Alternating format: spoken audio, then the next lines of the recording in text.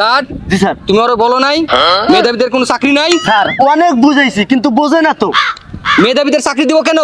ওদের আত্মীয় স্বজনকে যুদ্ধ করছে, কুঠার আত্মীয় স্বজন বুক চেতিয়ে যুদ্ধ করছে, ওরা দেশটা স্বাধীন করছে। ওদের চাকরি দিব না, মেধাবীদের চাকরি দিব।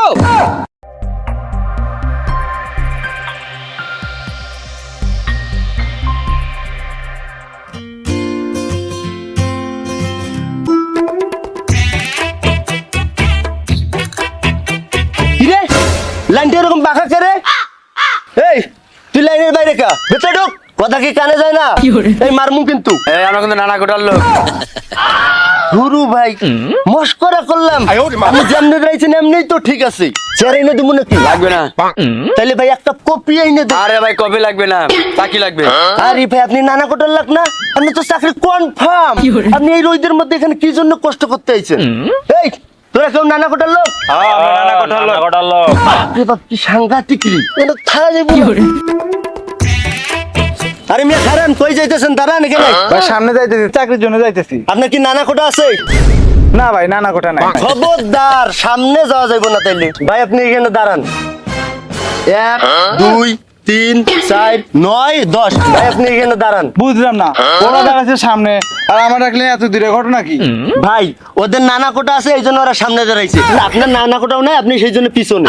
বাহ বুঝলাম, কিন্তু ভাই আপনাদের মেপে মেপে 10 জায়গায় ফাঁকা রাখলেন, এটা কেন? ভাই আপনার লেখাপড়া করে শুধু জ্ঞানে বাঁচছে, বুদ্ধি একটুও নাই। এই জায়গাটা ফাঁকা কি এমনি রাখছি? আরো তো নানা কোটার লোক আছে, এরা এই জন্য সামনে দাঁড়াইতে পারে, এই জন্য। আপনার নানা কোটা নাই, আপনি পিছনে। বাহ কি সুন্দর ব্যবস্থা। আর মেধাবীরা? ভাই এখানে প্রথমে নানা কোটার লোক চাকরি পাবে, পরে ওয়েটিং কোটার লোক চাকরি পাবে। আর আমাদের এখানে মেধাবী লোকের কোনো চাকরি নাই। তাহলে মিয়া দাঁড়ান, কই যান? চাকরির জন্য আপনার কি কোটা আছে? আছে ভাই, প্রতিবেশী কোটা। ভাই কোটা হোক আর প্রতিবেশী কোটা হোক, মর্যাদা একই। যান আপনি সামনে যান। ভাই শোনেন, এবারে আমার অ্যাপ্লাই করার বয়স শেষ, পরের থেকে অ্যাপ্লাই করতে পারবো না। ভাই আপনার অ্যাপ্লাই করে বয়স শেষ হতে আমি কি করবো? আর কয়দিন পর তো আপনি মইরাই যাবেন। যান, আপনার পোলাপান গোছ যে লেখাপড়া শেখান। পোলা বানকে লেখাপড়া করে আবার কি করবো? কোটার অভাবে চাকরি হইব না, লস প্রজেক্ট। ভাই আপনার শ্বশুর যুদ্ধ করে নাই, ওইটা কি আমার দোষ?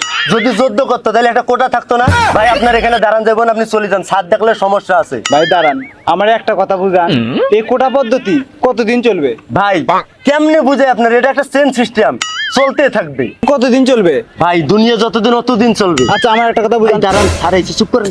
স্যার আসসালামু আলাইকুম। ওয়ালাইকুম সালাম। কুঠার লোকজন কি আলাদা করছো? স্যার এই যে কোটার লোক আলাদা করা হয়েছে, এই যে কোটা সারা লোক আলাদা করা হয়েছে। আচ্ছা স্যার, আপনারা কোটা নিয়ে এত মাতামাতি করতেছেন, আর প্রকৃত যারা মেধাবী এদের নিয়ে কোনো কথাই বলতেছেন না। গার্ড। জি স্যার। তুমি ওরা বলো নাই মেধাবীদের কোনো চাকরি নাই? স্যার অনেক বুঝাইছি কিন্তু বোঝে না তো। মেধাবীদের চাকরি দিব কেন? ওদের আত্মীয় স্বজনকে যুদ্ধ করছে, কুঠার আত্মীয় স্বজন বুক চেতিয়ে যুদ্ধ করছে, ওরা দেশটা স্বাধীন করছে। ওদের চাকরি দিব না, মেধাবীদের চাকরি দিব।